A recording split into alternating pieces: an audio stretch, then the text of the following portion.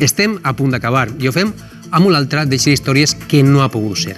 La banda de l'Ateneu Musical del Balat de la Ribera havia previst dissabte passat fer un concert presentació del llibre que havia escrit el musicòleg Salvador Austrell sobre la història de la banda.